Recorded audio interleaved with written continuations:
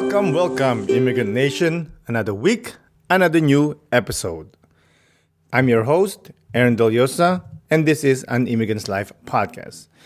An Immigrant's Life on all your social media. Thank you for joining us, whether you are new or a long time listener. I appreciate you so much. How are you? How was your weekend? How's your Monday going?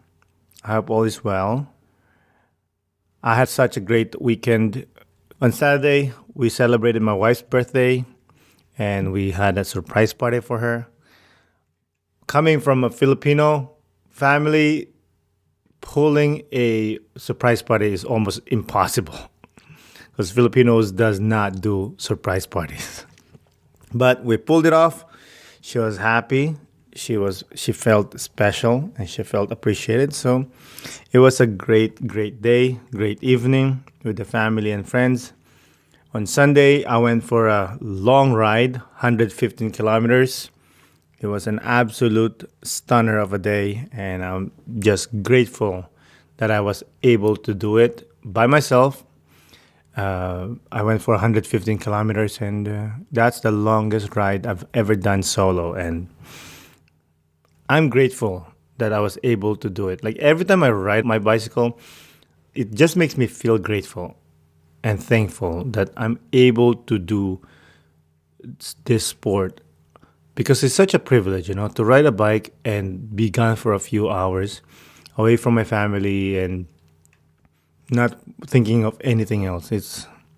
I love cycling, and I hope you guys have something in your life that equals that brings you joy and happiness. And I'd love to hear it from you if you want to reach out or if you want to share it with me on my social media, on email. I would love to hear it from you. All right? So, for this episode, I don't want to give too much away. I want you to discover the richness of our guest story for yourself. All I'll say is I absolutely love this episode. It's like journeying through a cave. It starts brightly lit, then suddenly plunges into this darkness. Yet, thanks to our guest, kind and positive disposition, she always instilled in me the belief that we'd find our way out to see the light again. I promise you, stick with us, it is worth it. With that, having said, let's not waste more time, shall we? Without further ado, let's get into the show. Isa, dalawa, tatlo. Today's guest was a former hog farmer turned financial planner. From caring for little critters, she pivoted to caring for your finances. Everyone, please welcome Brigitte Franzen. Hello, How are you, Brigitte? I'm doing just fine. How about you? I'm good.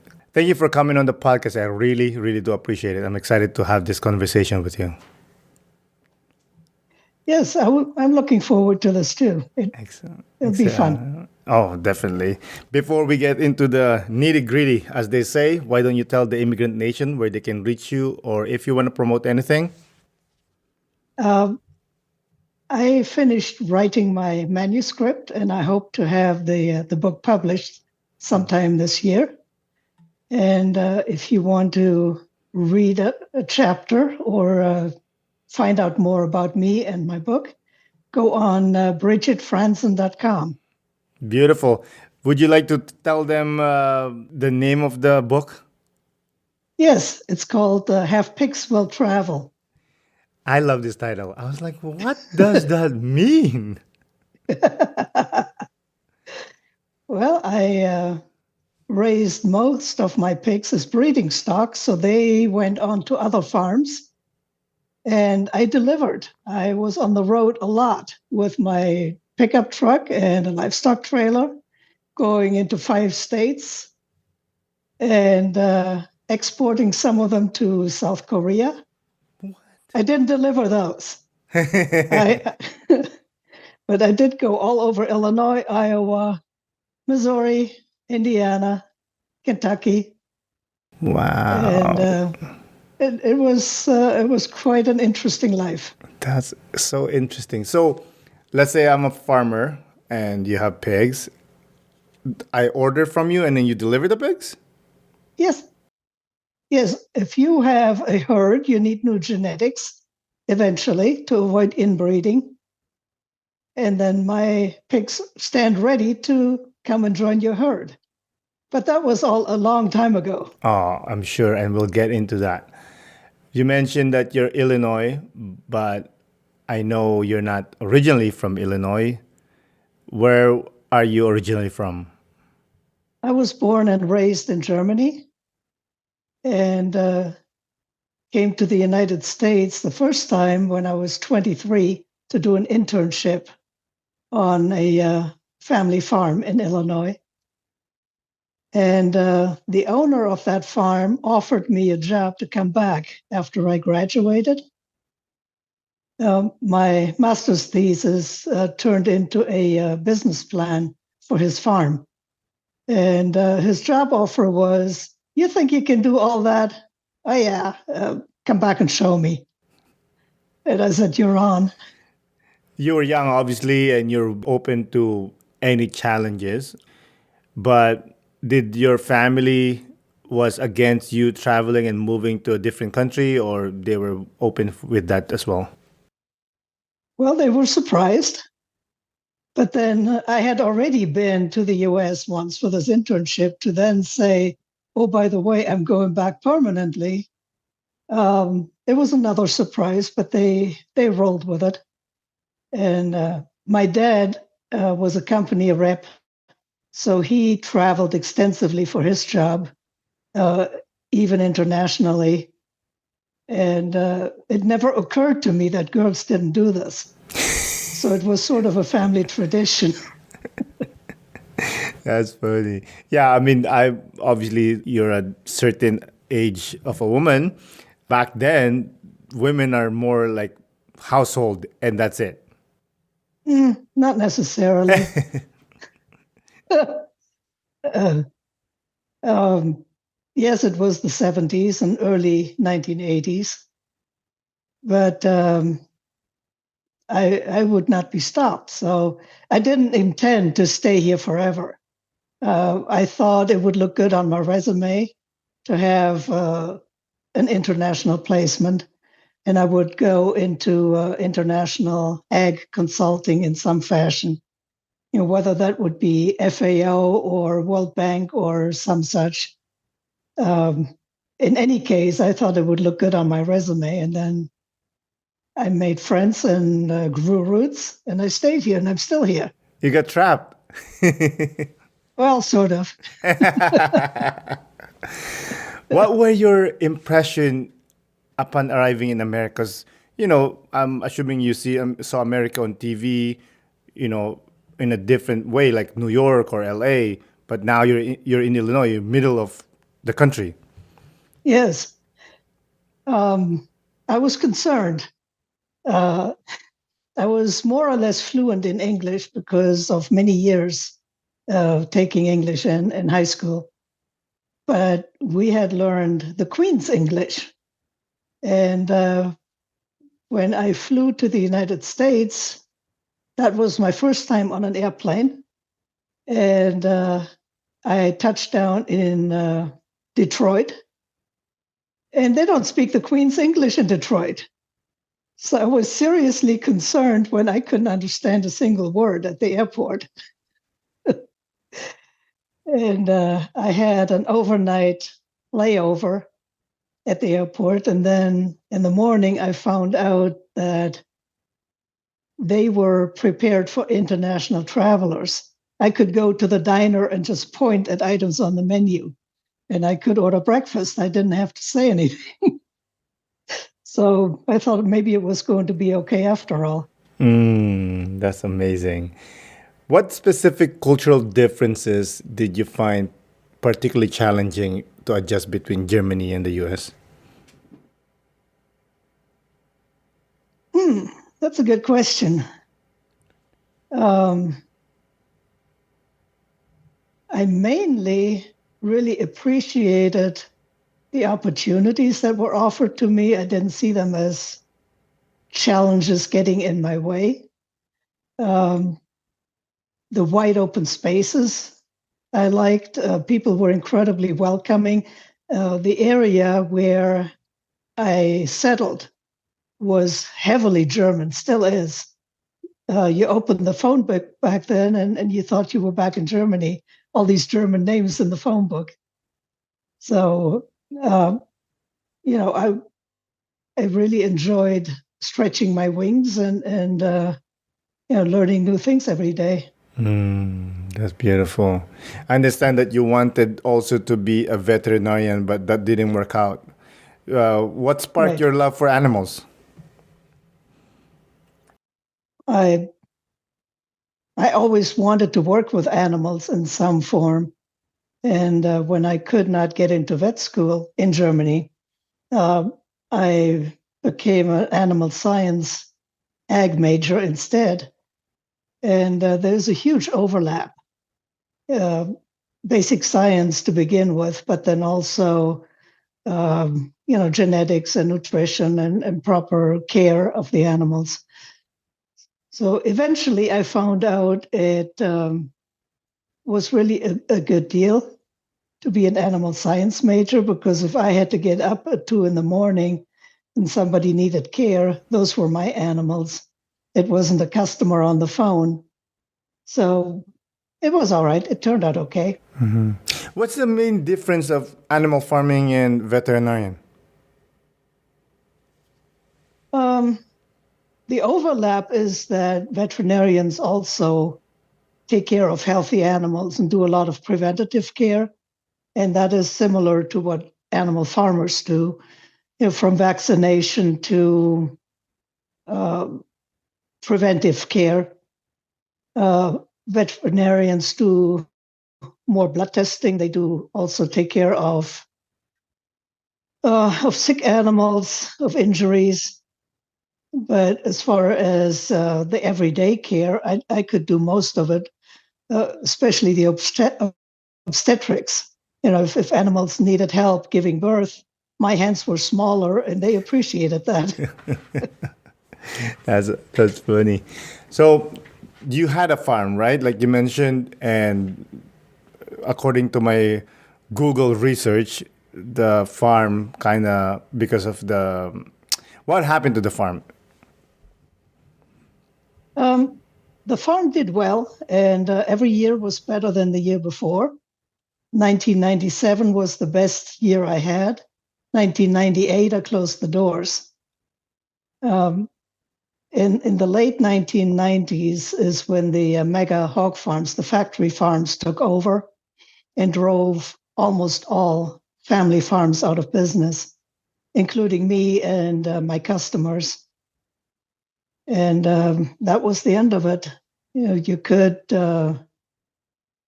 become a hired hand on your own farm by raising hogs for the packing plants, but then I didn't want to do that. And my farm was not really big enough to be of any interest for them. So it was time to close down the farm and do something else. How difficult was that for you? It was extremely difficult. I had spent 20 years of my life getting to that point. First, by working for the other farmer, and then building my own farm from scratch. And I poured everything I had into it, and then it just came to an end. It was like a death in the family, I can imagine. and I could not retire, and not at that age, and so I had to do a midlife career change, and that's how the financial planning came about. I knew that I was good at crunching numbers and running a business, and the uh, the closing down of the farm and the stress of it all had affected my health to where I knew I needed an office job and not the heavily physical labor that I had put in for 20 years. Yeah. Did you had some mental breakdown or anxiety attacks? No, just physical problems. I spent 2 weeks in the hospital with a pulmonary embolism, Oh boy. and life was never the same after that. Okay. So, but I recovered Thank God. and got licensed as a financial advisor. Um, and when I met new clients or potential clients, I was very proud of the business I had run before, and I proudly told them what I had done prior to this new career. And I could see the shock in their eyes. They said, "You did what before? And you want me to give you my money to invest? Are you insane?" And I thought that was fair enough. And besides, I also thought I owed it to people that I would know and learn as much as I could before I asked for their business. So while I was working full time, I also went back to school and became a certified financial planner. That's And excellent. that made all the difference. That changed my business, my new business, from me twisting my toe in the sand, saying, "I'm the newly licensed advisor. Would you meet with me?" to and mostly they said no. Uh, and it changed to, "Oh, I'm the certified financial planner. I'm here to provide service. Yeah, when do you want to meet? Oh, come on in." Yeah, so that made a huge difference.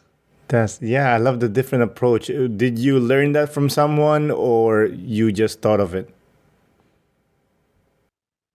Oh, we all of us newly licensed people had mentors, but learning so much more made a difference in the approach and in the confidence.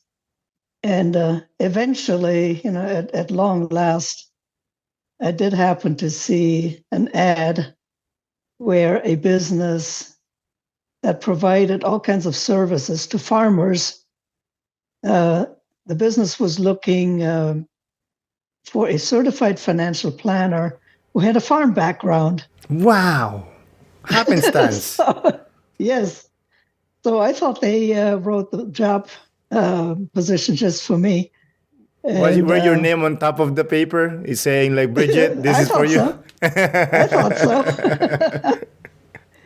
And that was incredibly rewarding, emotionally rewarding, and it just brought it all together. So from that, you started working with farmers, which is perfect, obviously, because of your background. Yes. Those farmers already received a number of services from this company, from crop insurance to marketing to financial analysis. So the trust was already there. And I was just providing one more service. And any attorney will tell you that they spend a good amount of time romancing their new clients into finally deciding to go ahead and do what needs to be done. Uh, I didn't have to do that because the trust was already established between the farmers and this company. So I could go right ahead and help them figure out what would happen uh, with their farm in the next generation. And the biggest deal was always, always how to keep peace in the family. See, imagine you have one kid that came home to farm and three kids that didn't. And dividing the farm equally into four pieces would be equal, but it wouldn't be fair. It wouldn't be fair to the one who came home and helped grow the business. And it also would make it very difficult for him if he could not make business decisions without three other people getting involved in the decision making. But we also wanted to be fair to the ones that did not farm. So it made it really interesting and really complicated. And I enjoyed every minute of it. Is there like an advice or a technique that you used to do when the conflict between the children or the people to find the middle ground? Yes. once I was comfortable that I knew what all was involved as far as the size of the farm, the size of the estate, I started handing out imaginary magic wands.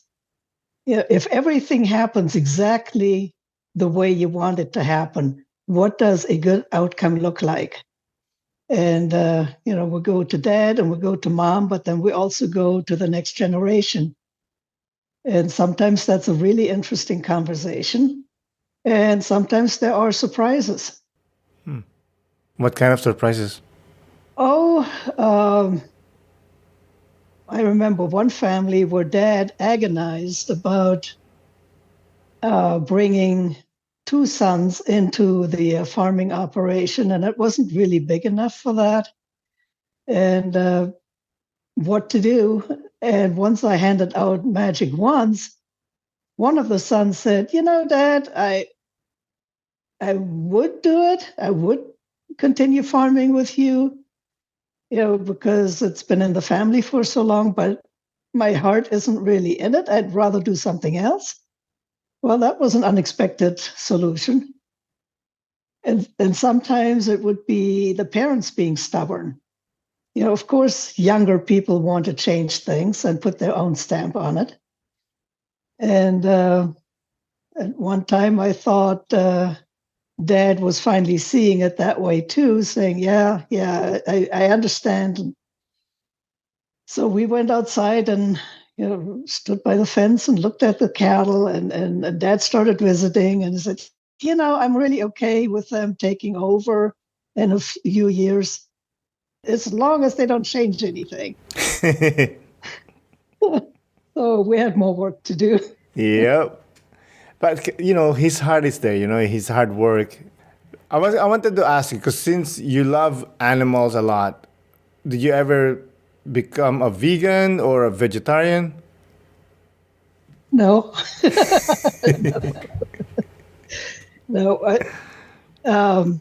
But I did think that there's no reason why animals could not have a good life while they were growing up and while they were being raised on the farm. I didn't see a conflict there between eating meat and raising animals and giving them a decent quality of life. So how do you justify the idea of like taking care of animals? I love these animals, and in the end, I will eat these animals. Maybe it's the way I grew up. I don't know. You know, whether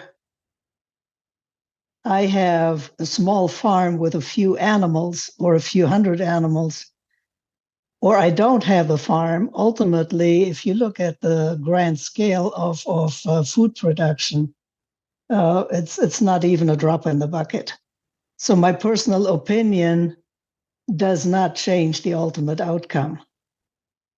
And all I could do was take care of the animals that I was raising and making sure they went to a good place if I sold them as breeding stock.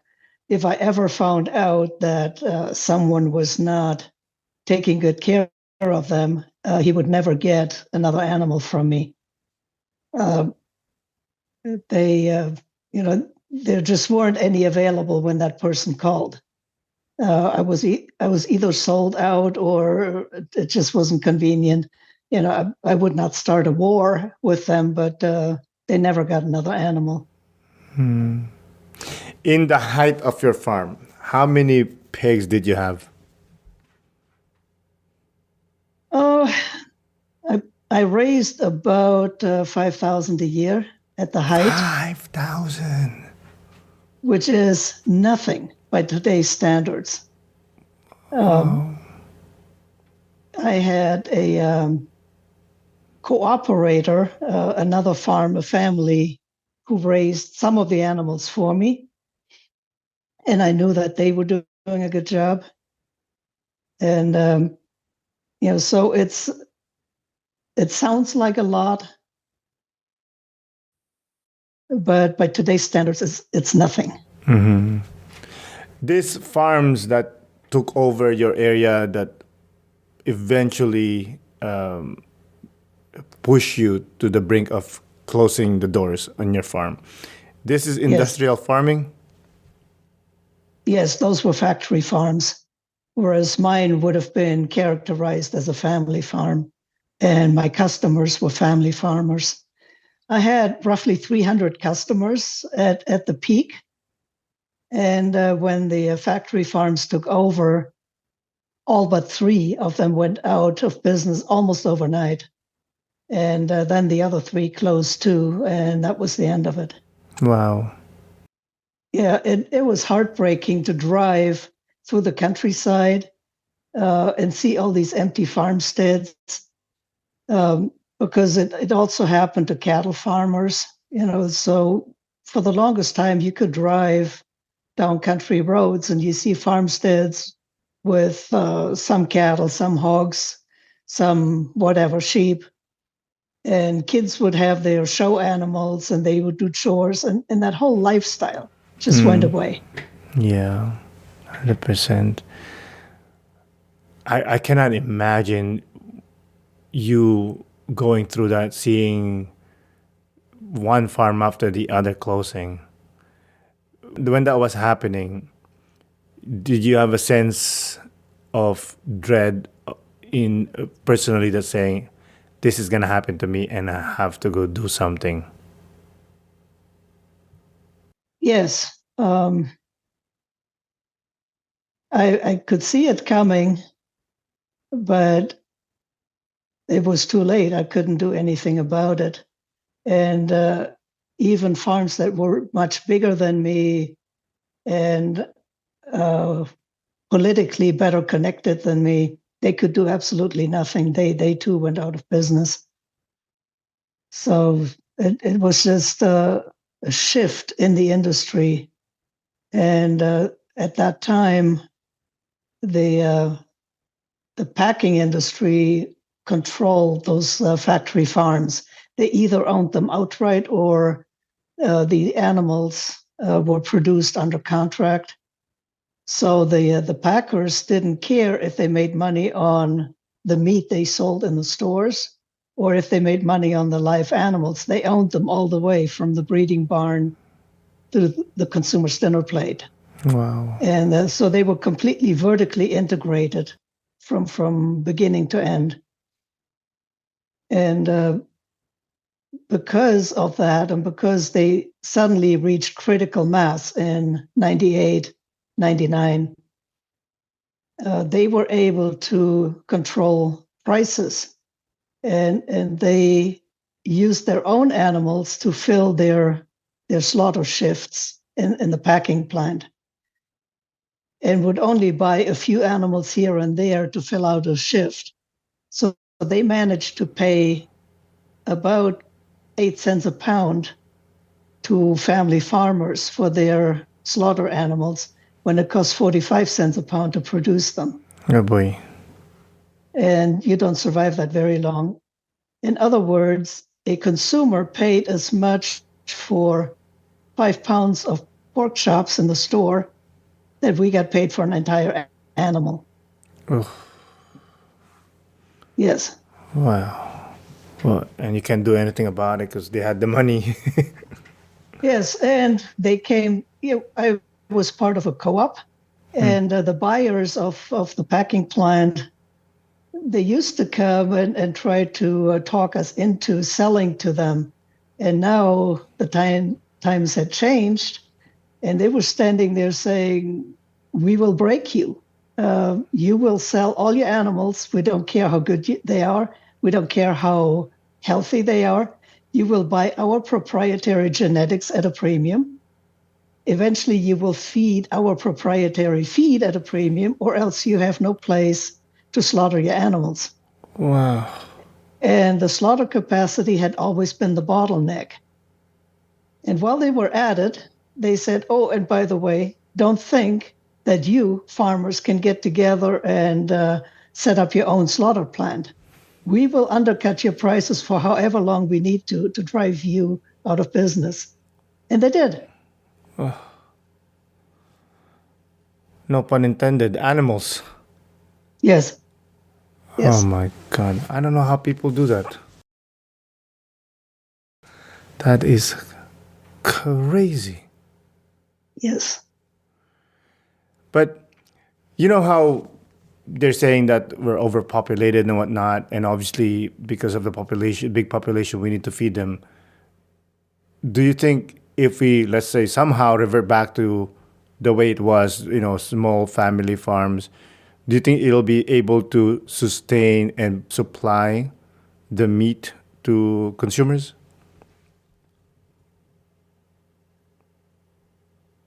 Uh, well, the number of animals produced did not change all that much. It's always cyclical. If there is a lot of cheap feed on the market, then the herds will expand. They use up that cheap feed, and then the price collapses, and the cycle starts again. That has not changed, and the total number of animals produced at that time did not change a whole lot. It just what did change was who produced them. They were owned and controlled by the packers, by the packing industry. And as they grew, they drove those family farmers out. But the numbers went down on one side and went up on the other side. But ultimately, they were relatively the same. Does that make sense? Yeah. As much as I try to understand it. As the packing industry increased their production, family farmers went out of business. So the total numbers produced did not change all that much. Yeah. Makes sense. You know those farms that produce free range animals? Yes. Do you think that's viable, or this is just, I don't know, just social media? There's some of that. And it's certainly viable for those people who produce them, but it is such a small number and it's so labor intensive that it will make your meat very expensive. Today, with social media, which we didn't have 20 years ago, when or 25 years ago, when we family farmers went out of business. When all this happened to us, there was no way to do any farm to table marketing. Now it's 25 years later, and you have the internet, you have Facebook, where you can market your products. And people want to buy the story that comes with it. They want to see the pictures of animals out on the pasture. And they're willing to pay for it. And it's considerably more expensive than what you pay in the store. Over half of Americans are living paycheck to paycheck. That's not a viable option for them. So there is probably room for both. There is some farm to table marketing, and everything else is still produced in the spirit of cheap food. Yeah. Money's always going to win. It is, but a person has to be realistic too. If the money isn't there and a family is stretched, how can they get meat on the table without paying a small fortune for it? 100%. Let's swivel and let's talk about your amazing titled book, Have Pigs Will Travel. What inspired you to write the book? I had thought about it off and on for many, many years. And I started and stopped and started and stopped. And then during COVID, I finally thought, if I don't do this now, it will never get done. and I, having talked about it for 30 years, I suddenly realized I don't have another 30 years left to get it done. So that's when it finally came together, and I sat down and finished the manuscript. That's amazing. I read what's available online of the book, and I love that part that you came in and the farmer just asked you to come jump behind the truck, and I believe they gave you a like some sort of like clothing, and you're just like, yeah, let's go. Yes. It just shows you how adventurous you were. Yes. People asked me what motivated you to come here, and that was the polite version. Quite a few of them would ask, "What possessed you to do this?"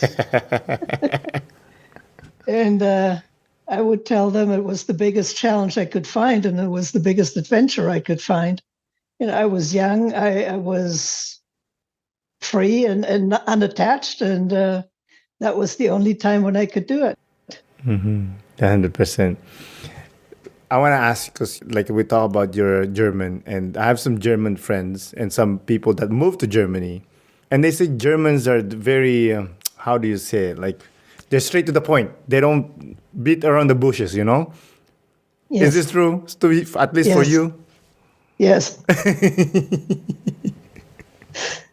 And one of my American friends told me that you can always tell a German, but you can't tell them much. And I see that 100%. Why do you think is that? Do you think German is so like direct to the point? Let's get it done. I don't know. It's just the way it is. You know, I've never known it to be any different. Which it gets me in trouble sometimes because I need to tone it down sometimes and be less blunt. It gets me into less trouble if I'm less blunt. You have to be yourself, you know. Yes. You know, what was your writing process? Did you set up a time and a place where you decide, okay, today I'm going to write 5 pages, or were you just more of like, I'm just gonna write whenever? I try to do some writing every day, and uh, I knew I had a good story to tell. The biggest challenge as far as the writing was that my comfortable writing style is terse. It's very German. Terse to the point, maximum information in the fewest number of words.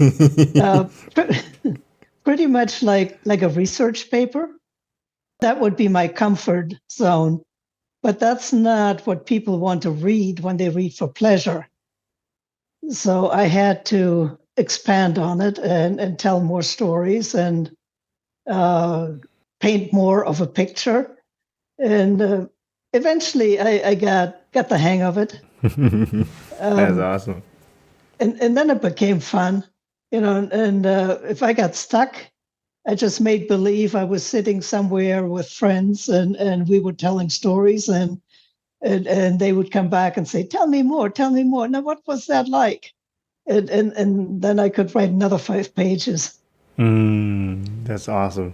You mentioned that at the beginning you are very direct, very it's like textbook like writing to become a writer in with a good storyteller. Was there someone that helped you realize that? Do you have an editor that helped that, or you just realized it? I started working with a coach, um, and that has been enormously helpful. Um, he would give constructive feedback. Um, no matter how much I had to change, it was always useful, and he always made a good point. In the beginning, I wrote one manuscript from, telling the whole story of my life in the U.S. From coming here, the pig farm, then having to reinvent myself and do become a CFP. And he read my manuscript and said, would you consider lopping off the second half and expanding on the first half? Give me more stories. said, okay, I can do that. And every time I sent another version in for review, it was like, that's good, but I want more. You have more stories. I want more.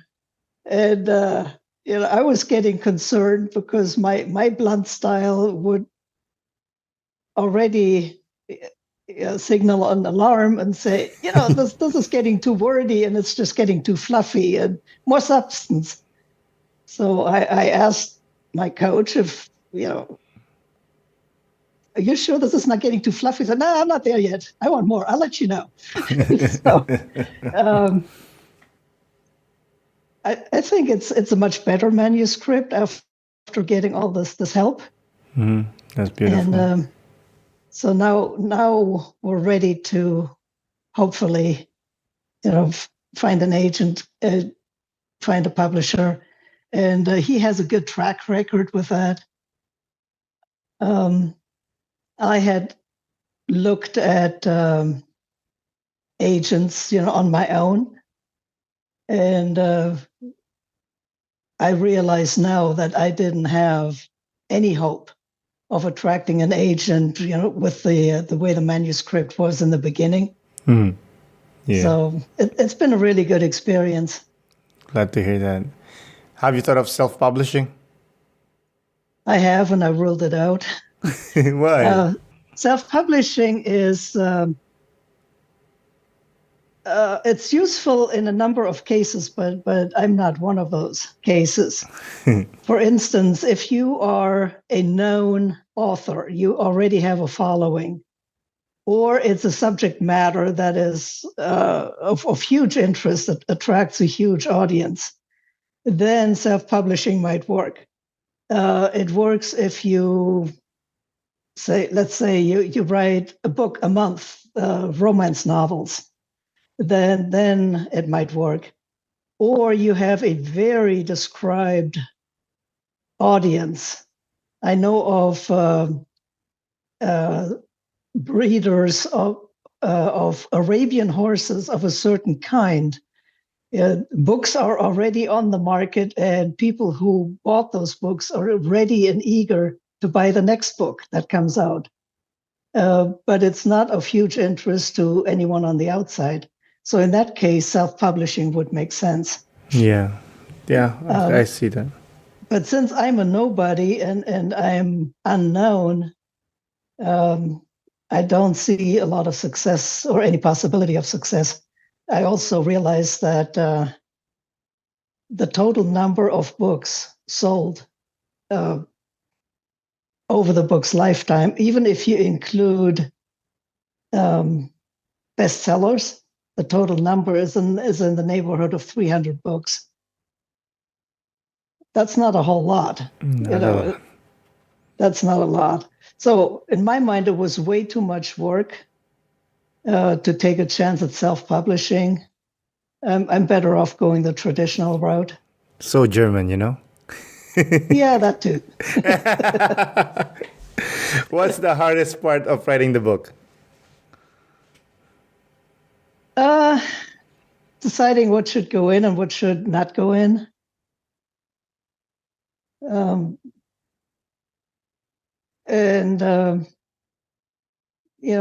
had to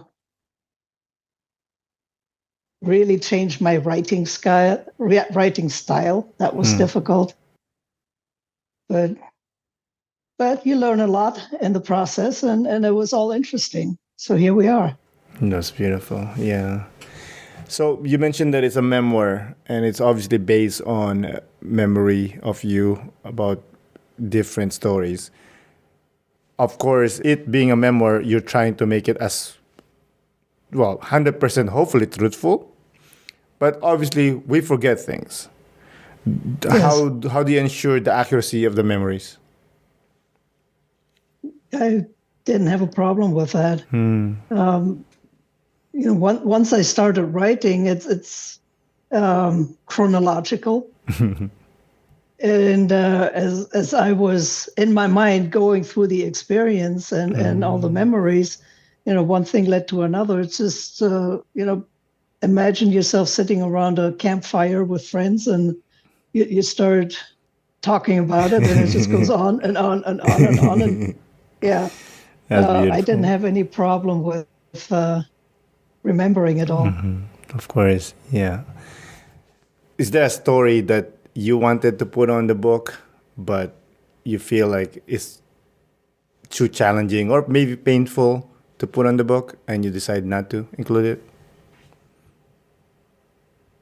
Hmm, not really. Um, you know, I was hesitant to write a whole lot about my family in Germany because they're really not part of it, and I feel protective of them.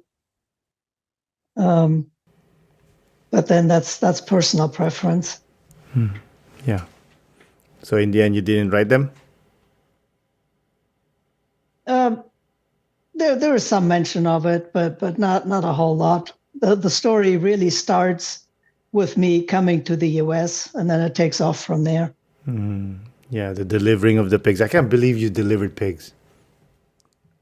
Hey, why not? It I can don't be know. done. I thought when people buy, they come and pick it up. I didn't want that. Uh, Okay.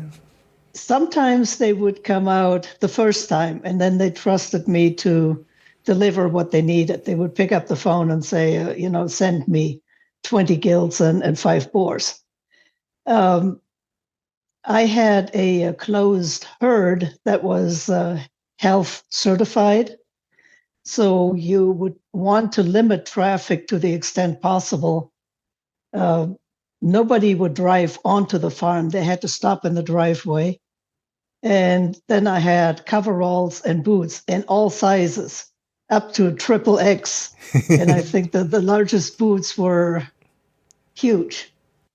So if they had to come in and look at the animals, uh, I asked that I would be the first farm of the day that they visited, or the only farm. And it was a big deal. Biosecurity was a huge deal because I had to keep germs out and I had to keep the animals healthy. So uh, I tried to limit traffic to the extent possible. And if I delivered them, then I could stop at a truck wash or in my own field lane and wash out truck and trailer before they came back onto the farm, so I wouldn't bring anything home. And no animal that left the farm would ever come home. So if perchance somebody decided they didn't want them after I had come to their farm, I would make a detour to a buying station and unload them. But that only happened twice, as far as I can remember. They could say no. Ran out of money, changed my mind, whatever. I thought there'll be Uh, like a contract, Verbal over the phone, a handshake. handshake.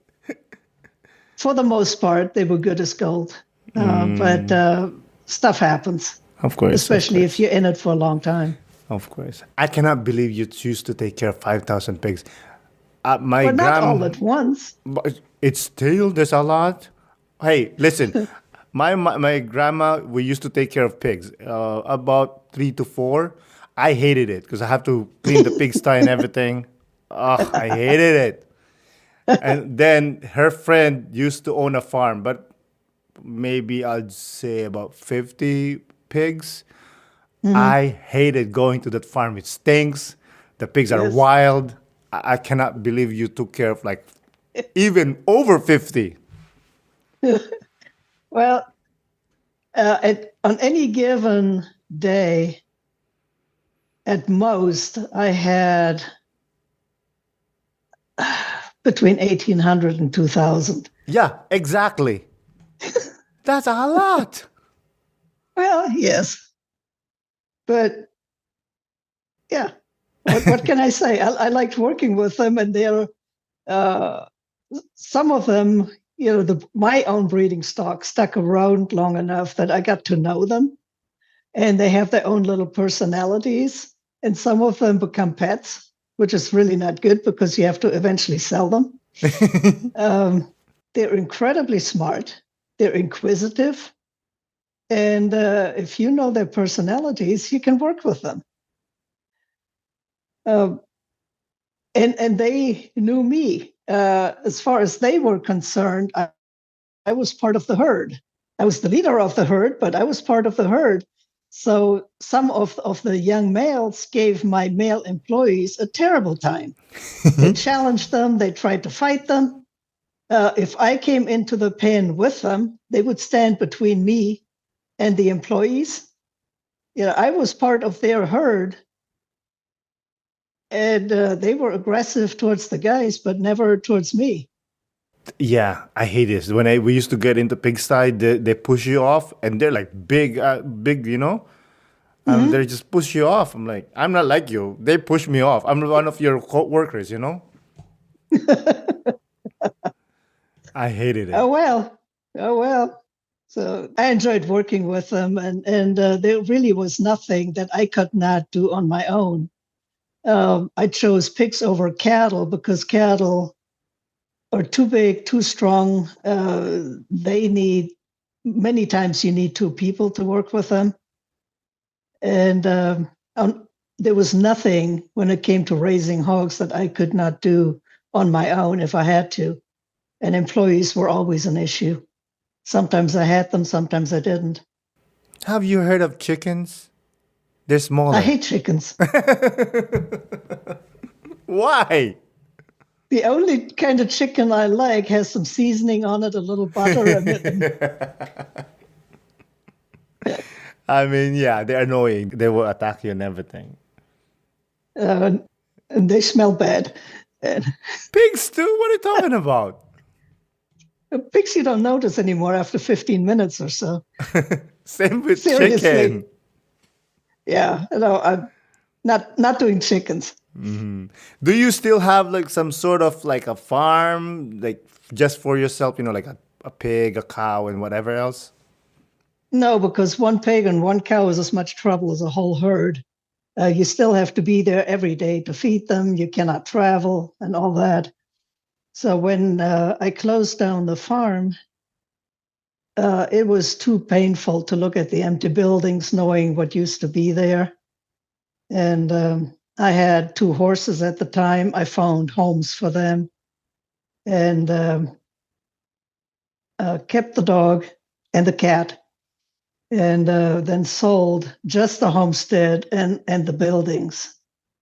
And I kept what little farmland I had, and I still have that. But there is no farm to go back to as far as my own raising of animals. Nor do I really want to. There is a time and a season for everything, and that season has come and gone. During that hard time, what kept you going? Well, I still had to feed the animals and take care of them until they moved off the farm. And, you have no choice. You cannot afford to get sick. You cannot afford to stay in bed and be depressed. You can be depressed, but you still have to carry feed buckets and take care of the animals.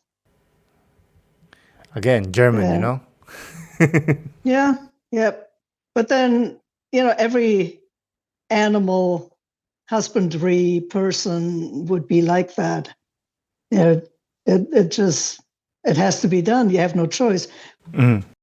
I think we're there anyway. But before we finish, I want to ask you one more question, if that's okay with you. All right. Why should we read your book? Oh, for a number of reasons. One, it's a heck of a story, and it's entertaining.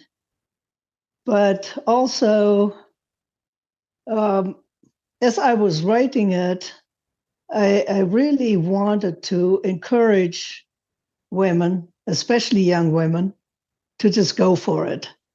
Don't let expectations limit you in what you think you can accomplish.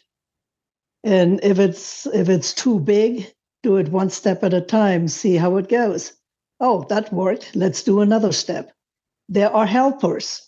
I had helpers along the way who supported me and made it possible for me to continue. If I had a need for carpentry work, the first carpenter said, of course, he could not work on a farm for a single woman. He was a good Christian married man. And the next day, as I was trying to figure out how I would get the remodeling done and the carpentry work, a retired farmer showed up, and he was a carpenter, and said, I heard you needed help. How can I help? And things like that happened, along the way. If one person didn't cooperate, another one would. So think big and don't let expectations get in the way. Mm-hmm. Beautiful, beautiful, beautiful. Brigitte, thank you so much for coming on the podcast. I really do appreciate it. Yes, and thank you for inviting me. That was a great opportunity, and I enjoyed our visit. Thank you so much. Why don't you tell your website again and whatever else you want to say before we close out? The website is BrigitteFranzen.com. Be mindful of the spelling. It's BRIGITTE, F as in Frank, RANZEN.com. And you will find a sample chapter there. You will find soon find a link to interviews. And it's just a fun website. So stay tuned. Hopefully there will be a book coming real soon. Wow. Well, I cannot wait to see and read the book. Again, Brigitte, thank you so much for coming on the podcast. I really do appreciate it. Yes, thank you. Have a good evening. You too. Bye-bye. Bye. Again, Brigitte, thank you for coming on the podcast. I really do appreciate it. Thank you, listeners, for listening. This is Aaron Del Yosa for An Immigrant's Life. I'll see you guys later.